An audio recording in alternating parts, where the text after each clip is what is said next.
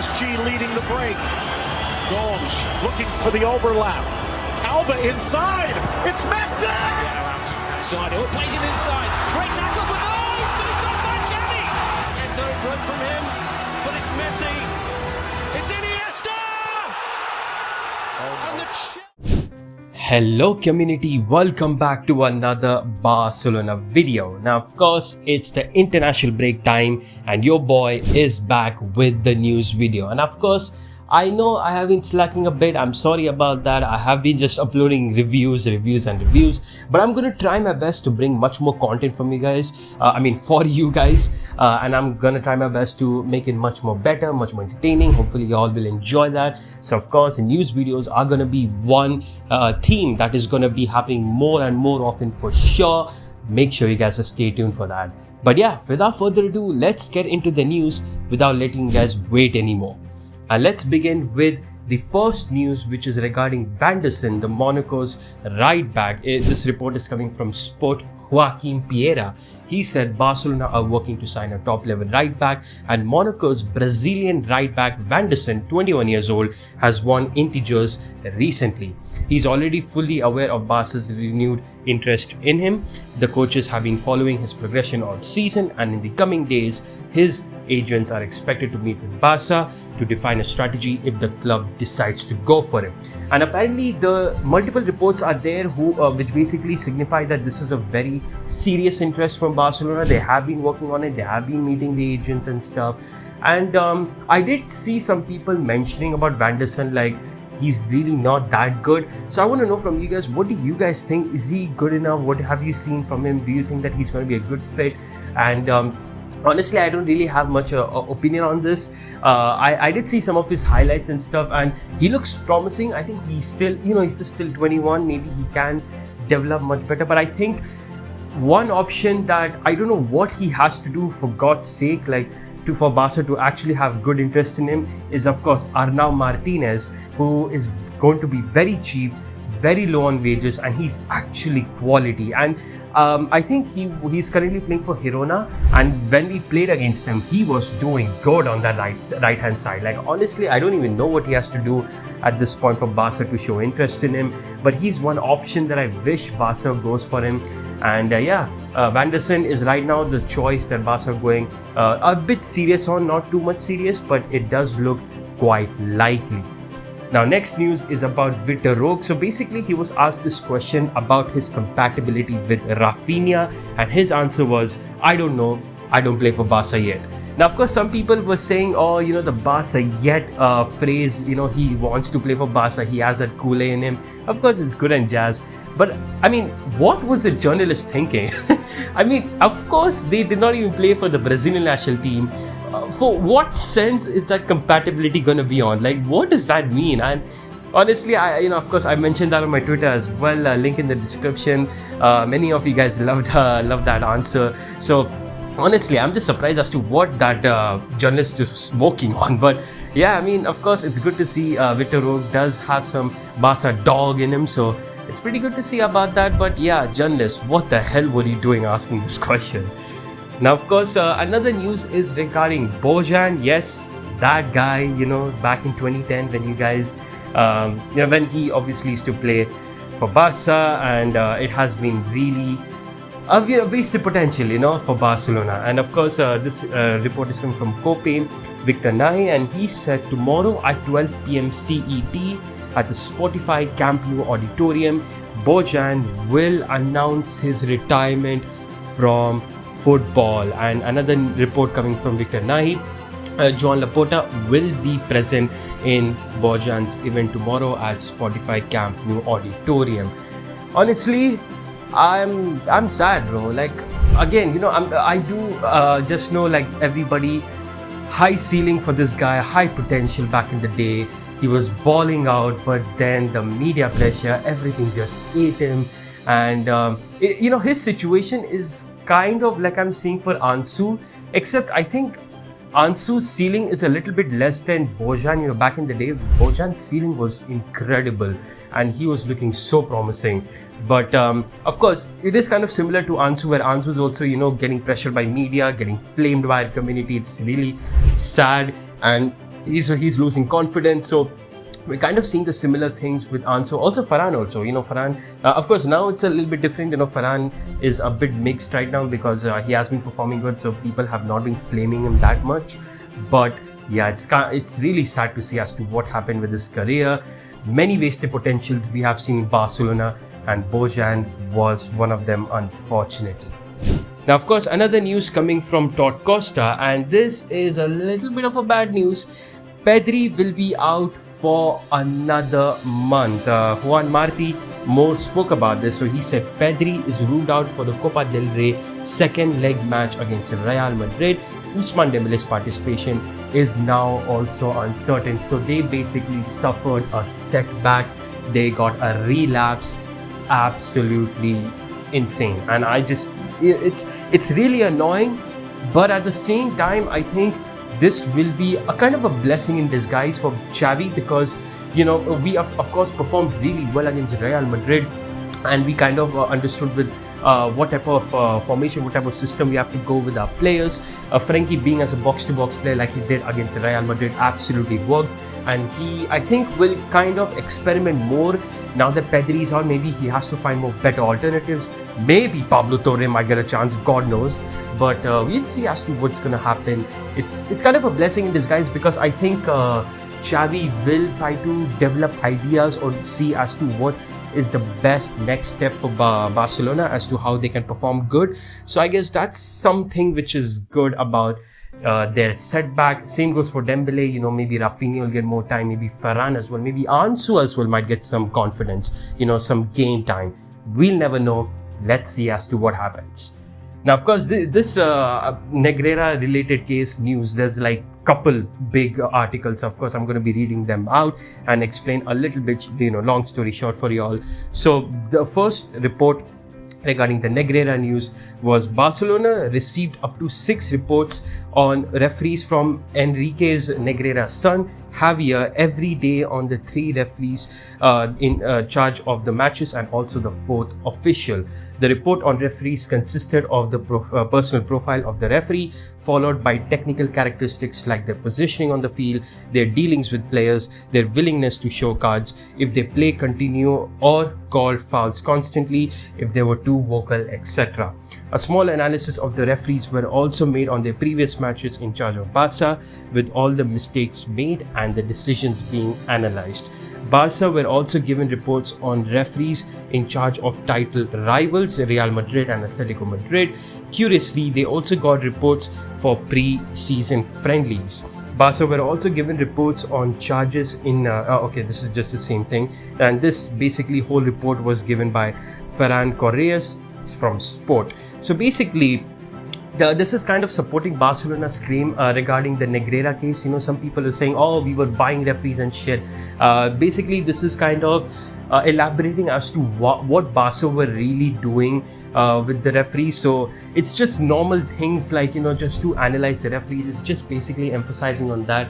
They used to check the positioning of the referees, how they used to talk to the players, etc. Because if they fluff on it, if they mess up on that, if the players don't behave themselves in the field while not knowing this referee's past, of course the referee, he has the power, he can show the cards, he can send off people and stuff. So just to avoid that, just to let the people know, let the players know that, this referee is this kind of referee. So don't be frustrated, or don't just have a peace with him, don't take a piss on him, or else obviously he's gonna send you guys off and something like that, basically. So that's basically as to what Barcelona were doing with the referees, just analyzing them, just this is supporting that claim. And yeah, I mean, I always have been saying, Barcelona, they were never related to this shit, but of course media wants to have that jazz, they want to have that content, that views. Of course they're gonna say bad things about Barcelona. Now, of course, continuing with this, there was another report which basically started saying, in one of the reports Negreira's son provided to Barcelona on Antonio Mateo Lahoz, he was described as someone motivated by the pressure of the environment and that he tries not to disturb Barca's passing lanes when he officiates matches. To begin with, Lahoz was described as a nice person with noble and firm character. He's close and natural in dealing with. He treats each player depending on the level of attention and respect he gets from them. It is recommended that the delegate has a good relationship with him. The statements in the report read, when he officiates Barca's matches, he avoids covering the passing lanes, standing still in the triangulations. The pressure from the environment motivates him. He seeks personal treatment with the players. He needs them to believe him, which leads him to give too many explanations. It is very common to see him warn the coaches in technical areas at different times of the game. He will not allow the slightest protest from the bench during the game. Every player should know how to treat him. It is easy for Alba not to be allowed to protest and to easily admonish Piqué or Mascherano for tickets. It is common for him to stop calling fouls on Neymar or Messi, with whom he maintains an irregular relationship. For this reason, it is recommended to follow all the plays, no matter how clear the foul may seem. They can turn into counterattacks if he doesn't whistle them. It is recommended to play noble but aggressive and make more fouls than usual. It is recommended to protest these cards or regulatory plays and ask for cards. If you cannot correct his decision, it will be easier for him to admonish in the next one. Same, it was reported by Sport by Ferran Correas. And basically, this is why Barcelona is basically, analyzing the referees. This is one of the reasons. Basically, giving Lajos as an example, giving his character a description of it, and if in case the players take a piss on him, they don't have a good relation with him, like how it was for Neymar, Messi, then of course he doesn't give a damn. He will let the counterattacks happen. He won't whistle them, and we will be in deep trouble. So that's exactly why these are one of the reasons, just to understand the referee, just to let the players know that, this is how the referee is, blah blah blah. Don't do anything bullshit. If you take a piss, if you do something horrible, we are gonna be in trouble. That's basically as to why Barcelona were just paying Negreira, just to analyze the referees. But of course, who will understand this? Which English media will understand this? God knows. But that's exactly why Barcelona were paying Negreira the money. Now, another report coming from Sport, and basically it says Barcelona will set up an email so that socios can send the club information published in the media that they consider likely to be sued. In this way, the club wants to involve the fans in the club's defense in these moments of maximum tension and constant attacks. And regarding this, there was one more news where basically it's kind of an update that Barcelona have filed 5 lawsuits against journalists for defamation regarding the Negreira case. Several more lawsuits are in process as well. And just one more news regarding this, which basically it's quite funny, by Juan Martí. Since it was revealed that Barca intends to sue for defamation, it appears that some journalists and media pages are deleting tweets relating to the Negreira case. So Barcelona are beginning to take the action, the legal action against the journalists, the English media, all the Spanish media that have been ruining us, El Chiringuito, all the English media, all that stuff. They are all getting into the trouble. And of course, they started deleting their tweets because they are scared. They don't want to lose that bag. And you know what? I'm happy with them. Laporta is doing the proper action. We need to get the bag from them. And it will, honestly, we can, defame them or sue them for really good amount of money. So it's going to be really absolutely brilliant. We need to sue them, get that bag, and just enjoy the life. Laporta just being Laporta, absolute beautiful stuff. Now, next news is regarding Florian Wirtz. So basically, Fabrizio Romano said Barcelona are following Florian Wirtz for sure. The club has watched him live numerous times. The same also for Real Madrid. The situation of Liverpool is also to watch out for. They are also monitoring him, and Jurgen Klopp appreciates. Currently, no club is negotiating with Bayer Leverkusen, though, as he's expected to stay there until at least 2024. It is an open race and nothing will be decided now. So Florian Wirtz, thoughts on him? Of course, he's a quality player, very similar profile to Pedri. Honestly, if we get him a creative player, a player who is very similar to Pedri, basically, he will actually cause brilliance for Barcelona, and honestly would be really great.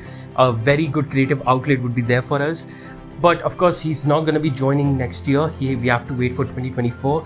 Many clubs are interested on him, so we have to also see about that. But honestly, he would fit the system very well. Like, if in case you have seen him playing, he will fit very, very well. So I'm actually quite excited about it. But of course, we have to pay a lot, and yeah, we have to probably wait for him for the next 2 years, 2024. The next news is about Inigo Martinez. So basically, Fabrizio Romano said we are close to full agreement with Inigo Martinez as free agent.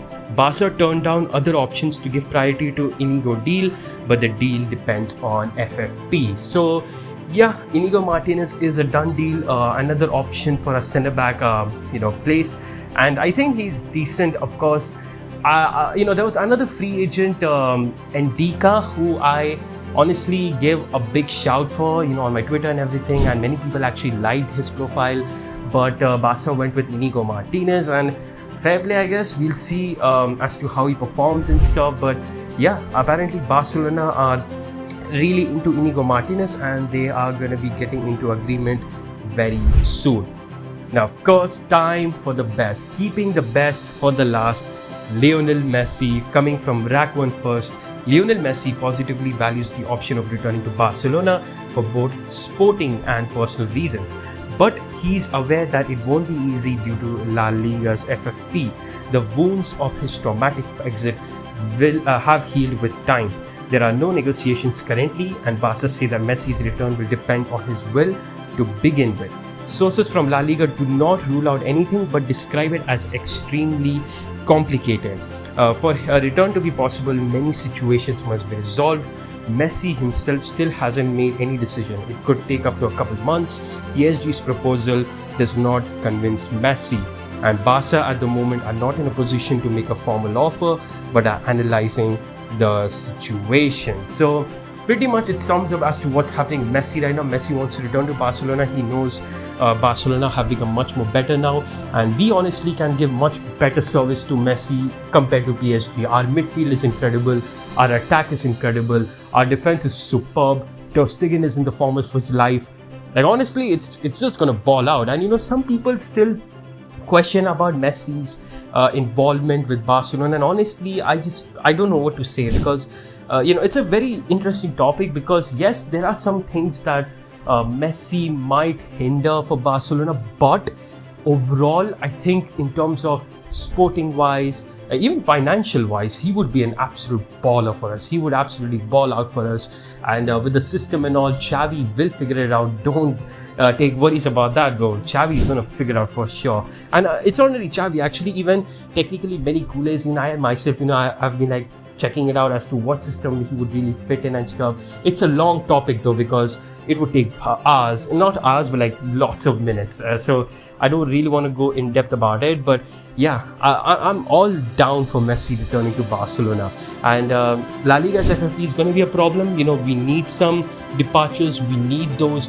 wage cuts from some of the heavyweights. Of course, there was one news that Busquets is going to sign a new contract, so it means that he is going to be renewing with low wages, which is absolutely brilliant. We need the same from Alba, even from Frankie, and all the high earners. And if they can do that, honestly, it will be superb. It will absolutely be superb. So let's see what happens. But right now, Messi to Barcelona, of course, is very, very, very, very likely. PSG is in the mud. Messi doesn't like PSG. Messi loves Barcelona. Barca loves Messi. You love to see it. Anyways, thank you so much for watching this news video. I'm just so used to making match reviews that I'm just saying match reviews. But yeah, hopefully you guys enjoyed the news video. If you guys did, of course, make sure to like, share, subscribe, do all the support, and I'll bring you guys with more news videos upcoming.